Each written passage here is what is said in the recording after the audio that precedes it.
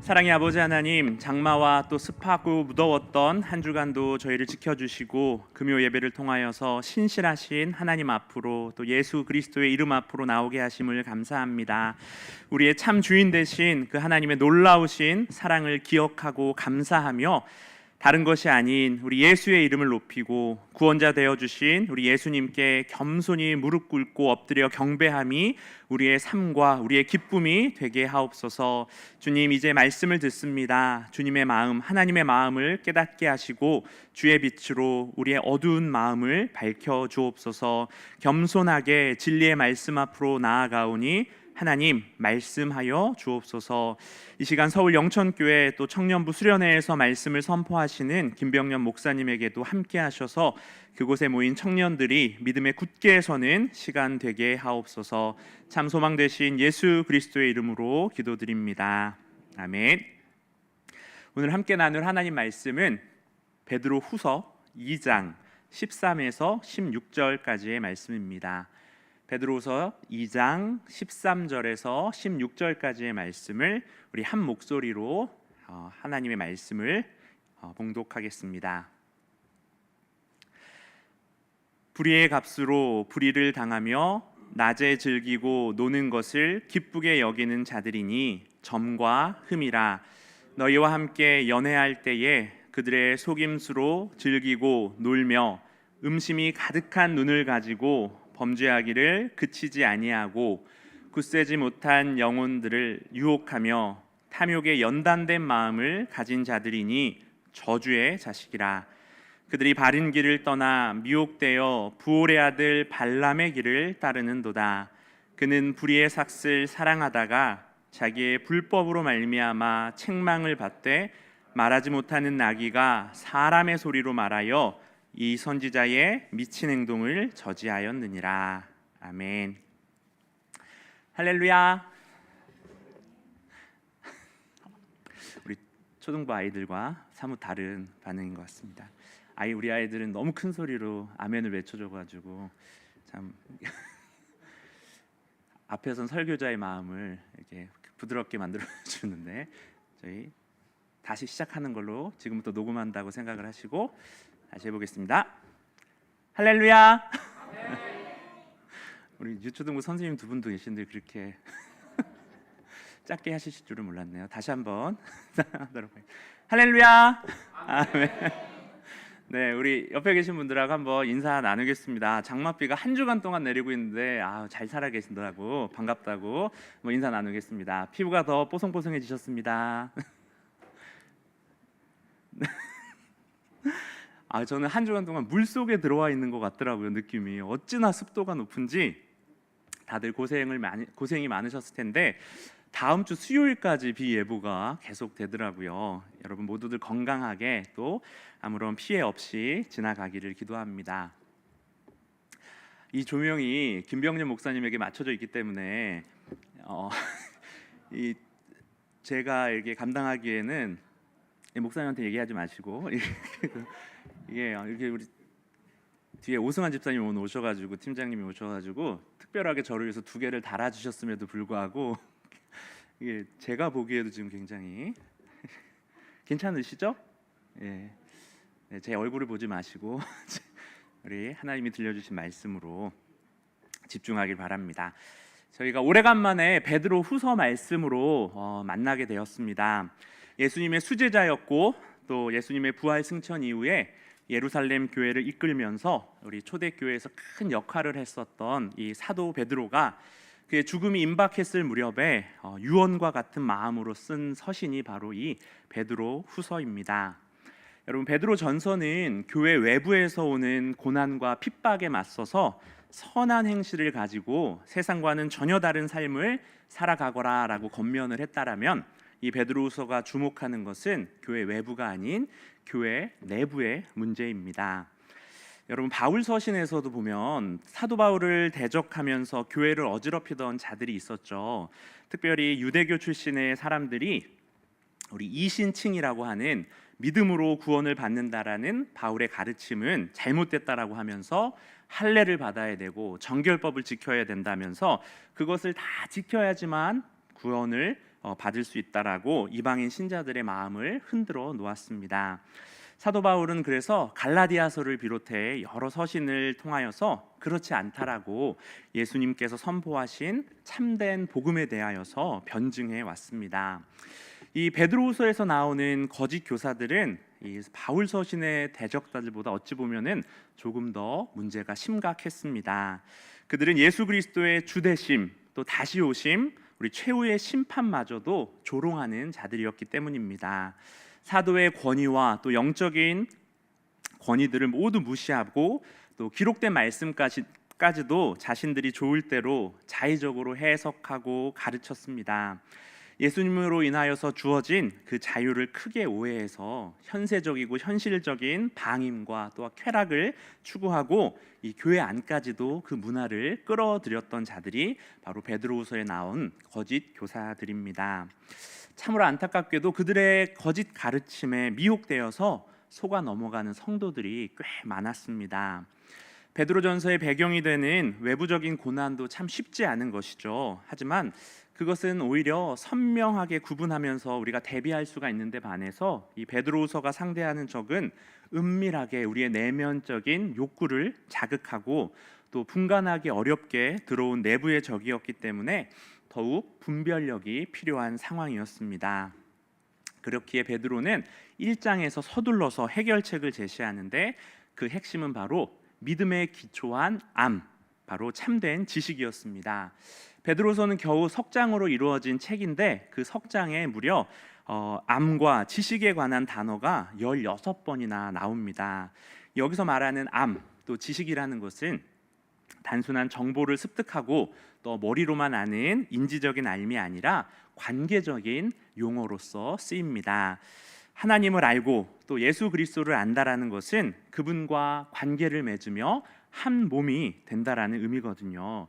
여러분, 부부가 되어서 서로를 깊이 알고 또한 육체적으로도 한 몸이 되어서 경험하는 그 암과 비슷한 것이 바로 이 베드로후서에서 말하는 알미자 지식입니다. 특별히 이 알은 성령의 능력을 통하여서 우리 삶에 역사합니다. 은혜와 또한 평강을 가져오는 것도 바로 이 참된 지식에서 비롯됩니다. 우리를 거듭나게 하시는 회심에서 우리가 시작되어서 경험적이고 또한 지적인 알을 통하여서 우리는 주님 안에서 날마다 자라가는 것이죠. 여러분, 우리는 하나님을 아는 만큼 누리고 예수님을 아는 만큼 바르게 살아갈 수가 있습니다. 베드로는 이 참된 알을 통하여서 보다 중요한 것은 바로 신성한 성품에 참여하는 것이라고 말합니다. 여러분, 신성한 성품, 우리의 체질 자체를 변화시키라는 것이죠. 이 길만이 교회 안의 거짓 교사들의 가르침에 효과적으로 대적할 수 있다라고 말합니다. 바로 알미, 신성한 성품으로서 열매를 맺는 것이죠. 여러분, 신성한 성품 8가지 참 저랑 많이 하셨었는데 다 까먹으셨죠? 괜찮습니다. 자, 믿음의 덕을, 덕의 지식을, 지식의 절제를, 절제의 인내를, 인내의 경건을, 경건의 형제우애를, 형제우애의 사랑을 더하라 였습니다. 자, 여러분 손을 드시고요. 8가지를 손을 드시고 믿음의 덕을, 덕의 지식을, 지식의 절제를, 절제의 인내를, 인내의 경건을, 경건의 형제우애를, 형제우애의 사랑을 더하라. 네, 가시기 전까지 다 외우신 분들은 저에게 꼭 말씀해 주시기 바랍니다. 그런데 그 앞에 붙은 표현이 더 중요합니다. 그 앞에 너희가 더욱 힘써라는 표현이 우리 1장에 보면 나오거든요. 4절에 보면 너희가 더욱 힘써서 믿음의 덕을, 덕의 지식을, 지식의 절제를, 절제의 인내를, 인내의 경건을, 형제우애를, 사랑을 더하라고 이야기합니다. 여러분, 우리가 신성한 성품에 참여하는 자가 되기 위해서는 힘써야 합니다. 힘써야. 여러분, 하나님이 일하시면은 놀라운 은혜가 있지만 우리의 분투도 함께 요청됩니다. 여러분, 이스라엘 백성에게 하나님께서 가나안 땅을 약속으로 선물로 주셨지만 용기를 가지고 그 가나안 땅을 정복해야 하는 분투가 요청되었듯이 하나님은 우리가 감당해야 될 몫을 반드시 남겨두십니다. 믿음에서 이렇게 사랑으로 이어지는 덕목들을 힘써 행하는 것이 바로 하나님께서 우리를 부르신 목적을 성취하는 길이며 이 세상에서 하나님의 부르심에 합당하게 살아갈 수 있는 방법이라는 것이죠. 하나님의 형상으로 지음받은 우리는 죄로 인하여서 그 모습을 잃었습니다. 하지만 예수 그리스도의 은혜로서 십자가의 사랑으로 구원으로 초대받은 우리에게는 그것을 다시 회복할 수 있는 길이 열렸습니다. 바로 이 신성한 성품, 하나님의 성품을 힘써 더해감으로 하나님을 닮아가는 것, 하나님의 형상을 회복할 수 있는 것이죠. 힘쓰지 않아도 성장하는 믿음이란 없습니다. 우리가 더하지 않으면은 거기서 머무르는 것이 아니라 퇴보하고 사라지게 됩니다. 특히 우리의 신앙이 그렇죠. 믿음의 덕을 세우고 바른 방향을 위한 지식을 더하면서 또 지식에 함몰되지 않기 위하여서 절제하고 또 궁극적인 소망을 향하여서 견디는 그 인내를 세워가고 또 하나님이 자연스럽게 드러나는 경건의 삶으로 우리가 한 발짝 더 나아가고 나의 경건으로 주변과 담을 쌓는 것이 아니라 형제 우애로 그들을 품어주고 또 이 모든 것들을 밟아 나가서 하나님의 사랑으로 완성해 가는 바로 우리의 신앙 여정이 하나님이 우리에게 원하시는 길입니다. 우리 1장 후반절에 가서는 우리가 잘 알고 있는 변화산 사건을 언급하면서 더 확실한 예언인 말씀의 중요성을 베드로는 강조합니다. 여러분, 변화산 사건만큼 강렬하고 또 확실한 영적인 체험이 어디 있겠습니까? 이스라엘 모든 사람들이 존경하고 가장 사랑하는 모세와 또 엘리야가 등장했는데요. 그런데 그 자리에서 직접 그것을 생생하게 경험했던 베드로는 놀라운 이야기를 합니다. 그 변화산 사건보다 더 확실한 예언이 있다고 말이죠. 바로 우리 손에 쥐어진 이 말씀이야말로 더 확실하고 정확하게 우리 하나님에 대하여서 계시해주고 우리를 신성한 성품으로 이끌어 간다라고 이야기합니다. 여러분, 이 말씀이 바로 생명의 빛으로서 어두운 우리를 비추고 새벽별 대신 예수님에게로 우리를 이끌어 갑니다. 그렇게 사단은 신성한 성품으로 빚어가게 하는 이 말씀을 우리에게서 멀리 떨어뜨리고자 애를 쓰는 것이죠. 성경 읽는 것을 고루한 것이라는 이미지로 만들어가고 현대인의 눈으로 볼 때 이해하기 힘든 부분만을 확대 재생산하여서 성경에 대한 권위를 떨어뜨리고 또 말씀 자체를 왜곡하고 본래 의미와는 상관없이 짜집기 하여서 거짓으로 이끄는 이 거짓 선생들을 어느 시대에나 활동하게 만듭니다. 여러분, 종말의 그날까지 이 진리를 왜곡하고 하나님의 사람들을 현혹하는 이 거짓 선생 이단은 사라지지 않을 겁니다. 그렇기에 그들을 경계하고 우리의 신앙을 진리의 말씀 위에 든든히 세우는 작업이 너무나 중요한 것이죠. 참과 거짓은 언제나 함께 공존하기 마련입니다. 우리 교회에도 양만 있는 것이 아니라 염소도 함께 있기 때문에 무엇이 참이고 또한 무엇이 거짓인지를 분별할 수 있는 분별력이 우리에게 너무나 요청됩니다. 제가 위조 지폐 감별사들이 위조 지폐를 구별하기 위해 훈련하는 방법을 한번 말씀드린 적이 있는데, 위조 지폐를 가려내기 위해서 받는 훈련 중에서 가장 우선적으로 받는 훈련은 다른 것이 아니라 제대로 된 참 지폐를 꼼꼼하게 살피는 거라고 합니다. 손으로 그 촉감과 질감을 자세히 느끼고 또 눈으로 지폐의 곳곳을 살피고 돋보기와 현미경을 동원해서까지 뜯어보고 코로 돈의 냄새를 맡아보고 혀로도 핥아보면서 진짜 지폐의 특징을 온 감각으로 익히는 것이죠. 그렇게 훈련을 하면은 위조 지폐를 봤을 때 이질감이 탁 하고 든다고 합니다.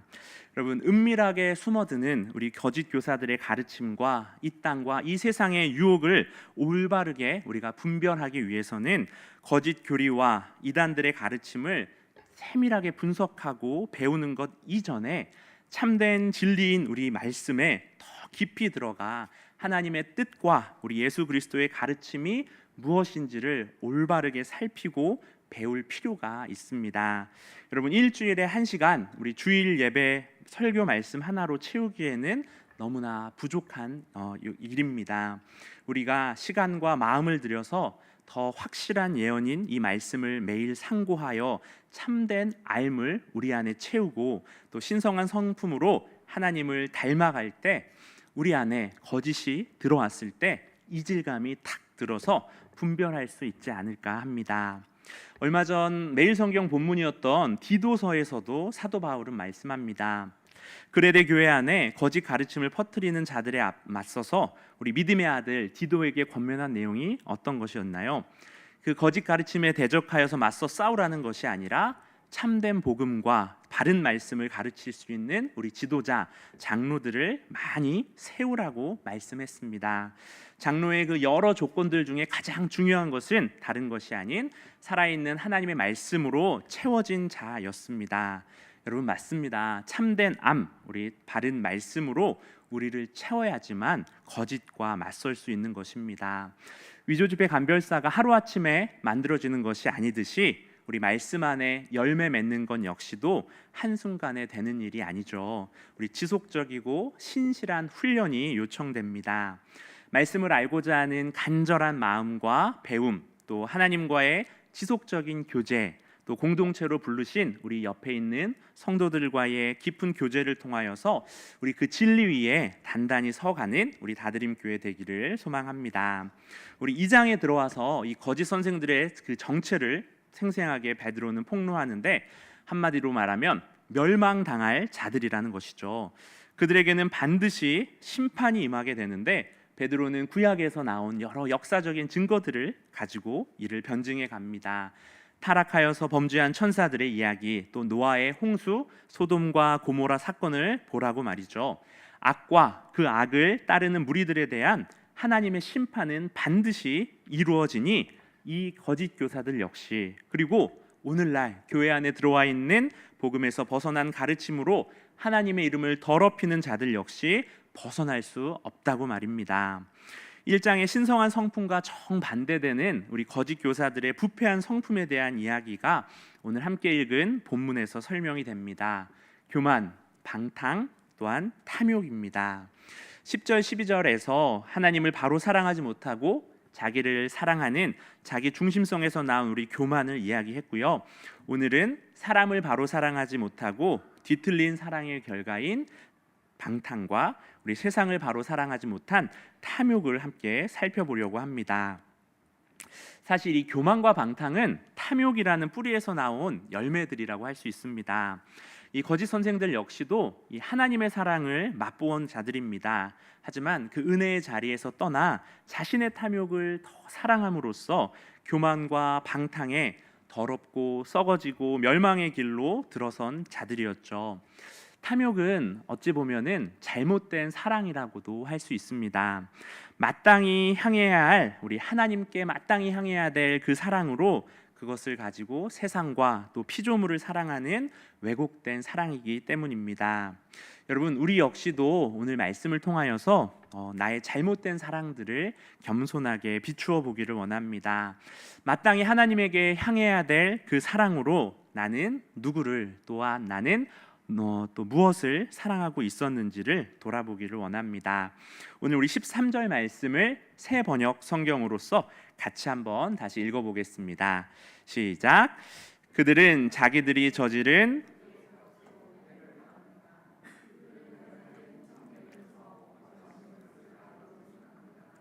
그들은 티와 흠투성이 인간들입니다. 그들은 여러분과 연애를 즐길 때에도 자기들의 속임수를 꾀하고 있습니다. 여러분, 불의한 재물에 대한 탐욕으로 생긴 그들의 불의함은 감춰지는 것이 아니라 우리 흰 셔츠에 묻은 빨간 김치 국물과 같이 점과 흠으로써 하나님 앞에 또 세상 앞에 드러나게 됩니다. 그리고 자신이 행한 그 불의에 대한 처벌을 반드시 받게 되는 것이죠. 바로 뒤에 나오는 우리 발람 선지자가 좋은 예입니다. 불의한 삭슬 탐한 결과로 이스라엘 역사에 두고두고 탐욕 때문에 망한 거짓 선지자의 원조라는 수치스러운 이름으로 남게 되었기 때문인데, 또한 여러분 우리 신약에 보면 가룟 유다 역시도 마찬가지죠. 예수님을 팔아넘기고 불의한 값을 취했지만 결국 스스로 목숨을 끊는 비극으로 생을 마치게 됩니다.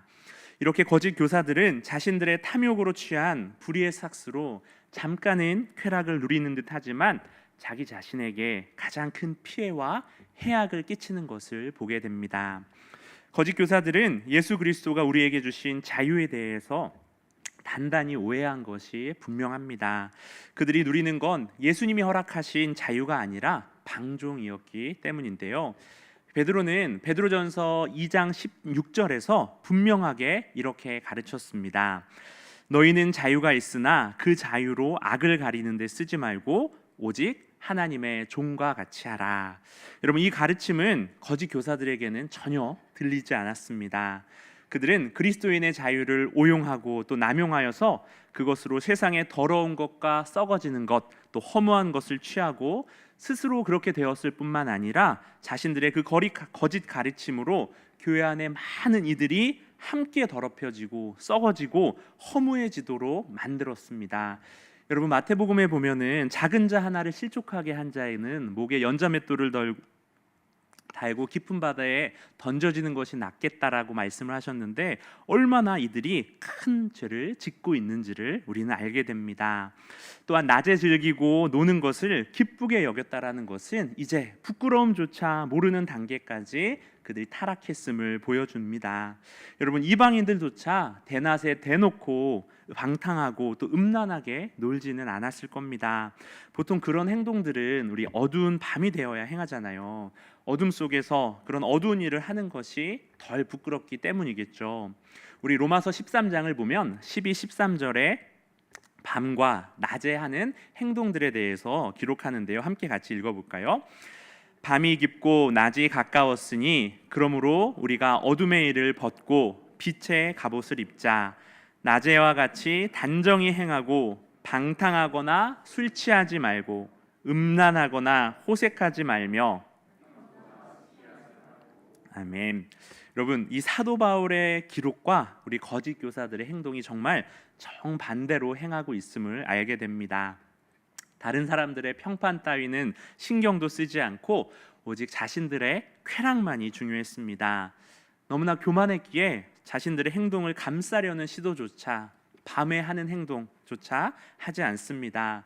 종말이 없다라고, 심판도 없고 심판주도 없다라고 가르쳤기에 쾌락의 욕구가 채워지는 것 말고는 그들이 염려하는 것은 없었습니다. 여러분, 이 쾌락 자체는 하나님의 우리에게 주신 선물이죠. 하지만 그 쾌락은 하나님의 질서와 또한 경계 안에 있을 때에만 자유로워지고 일회성으로 휘발되지 않으며 지속적이고 충만해집니다. 잘못된 대상을 향하여서 또 잘못된 방식으로 추구되는 쾌락은 반드시 잘못된 목적지, 곧 멸망에 이르게 됩니다. 더럽고 썩지 않고 쇠하지 않는 새로운 세상으로 부름을 받은 저와 여러분은 이 죄와 죽음과 허무가 넘실대는 이 세상 한복판에서 끊임없이 이 말씀을 따라 참된 하나님의 형상을 닮아가기 위하여서 올바른 방향을 잡아가야 합니다. 잘못된 대상과 잘못된 방식으로 잘못된 목적지에 우리 이르지 않기 위하여서 말씀을 통하여서 참된 사랑의 대상을 향하여, 또한 참된 사랑의 방식을 통하여서, 또한 참된 목적을 위하여서 더욱 힘써 믿음에서부터 사랑에 이르기까지 온전히 자라가는 존재로 우리를 부르셨습니다. 다행하게도 하나님은 이 길을 우리 홀로 걸으라 하지 않으십니다. 사실 믿음에서 사랑에 이르는 이 8가지 신성한 성품의 목록을 자세히 들여다보면은 하나님과 함께 반드시 이웃과 또 세상을 대상으로 함을 알게 되는데요. 우리 덕은 자신에게로 향한 방향을 타인과 세상 그리고 하나님에게로 돌리게 해줍니다. 지식 역시도 다양한 여러 관계 안에서 믿음과 덕을 어떻게 행해야 되는지를 알려주는 역할을 하게 되죠. 지식에 절제가 없다면은 그 지식을 통해 얻는 자유를 우리는 남용하게 될 것입니다. 이 베드로후서에서 나오는 거짓 교사들이야말로 이 절제가 부족했죠. 이 절제를 또 몸에 체화시키기 위해서는 인내가 요청이 됩니다. 이 모든 과정은 바로 하나님을 사랑하고 이웃을 사랑하는 경건의 모습으로 드러나지 않으면 소용이 없죠. 하나님을 닮아 신성한 성품으로 자라가기 위해서는 이 길을 함께 걷는 신실한 동역자이자 건강한 공동체가 필수입니다. 여러분, 우리 다드림에서 예배만 드리고 또 설교만 소비하는 것이 아니라 우리가 한 몸이 되어서 교회를 세우고 함께하는 옆에 있는 우리 성도들을 돌아보며 함께 같이 자라기를 소망합니다. 여러분, 이제 지금 소그룹 방학 중이죠. 이제 8월 20일 날 한 달 후에 개강을 앞두고 있는데요. 주일 말씀 나눔 팀을 비롯해서 1대1 우리 교회 안에서 운영되는 모든 소그룹에 대하여서 다시 한번 알리고 모집하려고 합니다. 우리 많은 분들이 함께 동참하여서 우리 참된 사랑회까지 온전히 함께 자라가는 우리 다드림 되기를 기도합니다. 우리 13절 14절에 우리 거짓 교사들의 실체를 낱낱이 밝혀줍니다.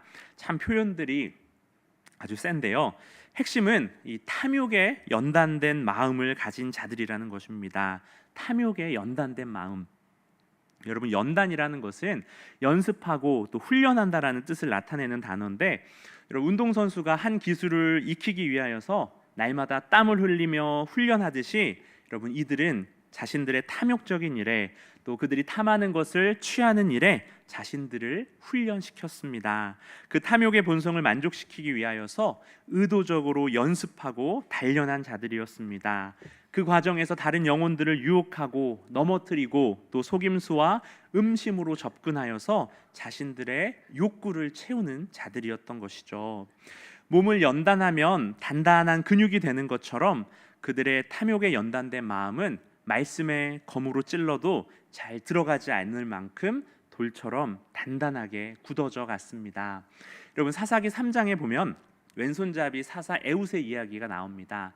에웃이 모압 왕 에글론을 찾아가죠. 어찌저찌 그에게 접근해서 칼로 그의 배를 찔렀을 때 그 살찐 배, 탐욕에서 나온 기름에 칼이 엉켜서 빠지지가 않습니다. 여러분, 탐욕으로 굳어져 버린 이들의 마음이 꼭 이와 같았던 것이죠. 사람이 심판을 피하지 못하는 것은 죄 때문이 아니라 그 죄에서 돌이키지 못하는 완악함, 단단히 굳어진 마음 때문입니다. 이들의 굳어진 마음을 반면교사 삼아서 우리 안에 있는 탐욕과 회개치 않는 것을 우리는 수시로 돌아보고 끊임없이 돌이켜서 우리 에스겔 11장 19절 말씀과 같이 성령께서 돌 같은 마음을 제거하고 살처럼 부드러운 마음들을 우리들에게 주시기를 기도합니다. 우리 거짓 교사들을 향하여서 이 저주의 자식이라고 우리 베드로다운 결론을 지으면서 마지막으로 베드로는 그들의 롤모델 같은 인물 발람을 인용하면서 마무리합니다. 여러분, 민수기 22장에서 24장에 걸쳐서 나오는 발람 이야기 기억나시죠? 처음에는 조금 삐그덕거렸지만 어쨌든 우리 하나님의 뜻에 맞춰서 하나님의 영이 임하여서 저주를 기대하는 그 모압 발락 왕 앞에서 이스라엘을 몇 번이나 축복했는데도 불구하고 하나님은 그를 불의의 삭슬 쫓은 거짓 선지자라고 이야기를 하십니다. 여러분, 발람의 이야기는 사실 민수기 24장에서 끝나지 않습니다. 31장 16절까지를 봐야 되는데요. 그가 어떤 동기와 의도를 가졌는지가 잘 드러나기 때문입니다. 우리 31장 16절 말씀을 같이 읽어봅니다. 보라, 이들이 발람의 꾀를 따라 이스라엘 자손을 부활의 사건에서 여호와 앞에 범죄하게 하여 하나님의 영에 사로잡혔을 때는 4번에 걸쳐서 이스라엘을 축복했지만 하나님의 영이 떠나고 그 이후에 우리 그 불의의 삭스에 대한 밥값을 우리 발람은 합니다. 바로 민수기 25장의 바알부올 사건을 우리 발람이 기획하여서 이스라엘을 성적으로 무너뜨려 무려 2만 4천 명이 하나님의 심판으로 죽임당하게 만든 것이죠. 하나님의 영에 사로잡혔을 때와 그렇지 않았을 때 얼마나 사람이 달라질 수 있는지 우리는 발람을 통해서 또한 깨닫게 됩니다. 발람의 시작은 다른 것이 아닌 탐욕이었습니다. 모압 왕 발락이 제시하는 그 엄청난 재물에 마음이 흔들려 발람이 길을 떠났거든요. 가지 말라라는 하나님 말씀이 너무나 명확하게 주어졌음에도 발람은 탐욕을 쫓아갑니다. 그 결과 자기 나귀도 알아보는 주의 사자를 보지 못할 만큼 그의 눈이 어두워지죠. 발라강을 만나러 가는 길에 3번씩이나 발람의 나귀는 주의 천사가 발람을 죽일 기세로 길 위에 서 있는 것을 보았습니다. 매번 나귀는 멈춰서서 그 앞을 가기를 거부하죠. 그러나 그때마다 발람은 나귀를 때렸고 마침내 이 나귀가 입을 열어서 왜 때리냐라고 말을 하는 장면이 우리 민수기 22장에 나옵니다. 여기서 퀴즈가 있습니다. 우리 성경에서 말을 하는 동물이 몇 번이나 나올까요? 은은이 어머니, 우리 하민이 어머니, 하민이 할머니, 우리 윤음이 어머니, 우리 선생님들. 중요한 건 아닙니다. 그냥 알아두시라고. 우리 창세기 3장에 뱀이 유혹을 하면서 말을 하죠.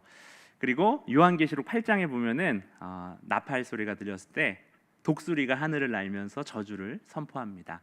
그리고 민수기 22장에 이 발람의 나귀가 말을 하는 것까지 동물이 말을 하는 사건이 3번이 나오는데요. 여러분, 나귀가 말을 했으면은 이게 무슨 일이야 하면서 놀랐어야 하는데 우리 탐욕에 어두워진 발람은 영적 판단력을 상실해서 그것조차 깨닫지 못하고 이 나귀와 대화를 이어갑니다. 하나님이 눈을 밝히시고 나서야 발람은 여호와의 사자를 알아보는데 우리 거짓 교사들의 상태가 꼭 이와 같았다라는 것입니다. 아니죠. 최소한 발람은 나귀의 말이라도 들었는데 거짓 교사는 그 누구의 말도 듣지 않습니다.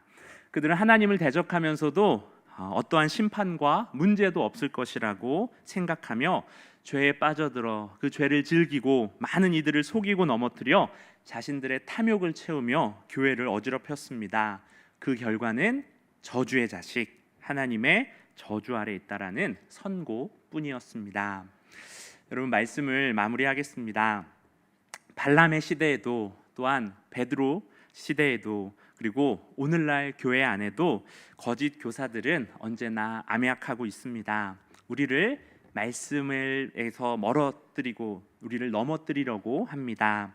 여러분, 우리가 할 수 있는 것은 참된 복음과 말씀으로 거짓된 말과 가르침을 바로 잡는 것뿐입니다.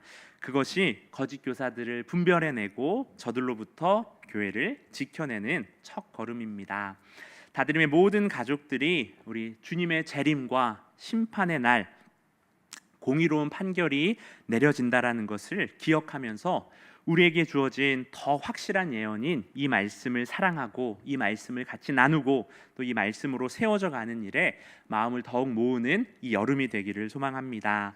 또한 탐욕과 방탕으로 내달리는 이 세상의 풍조에 우리가 흔들리지 않고 우리의 삶이 또한 우리가 드리는 우리의 기도가 탐욕에 근거한 삶과 탐욕에 근거한 눈먼 기도가 되지 않도록 우리가 살피기를 원합니다.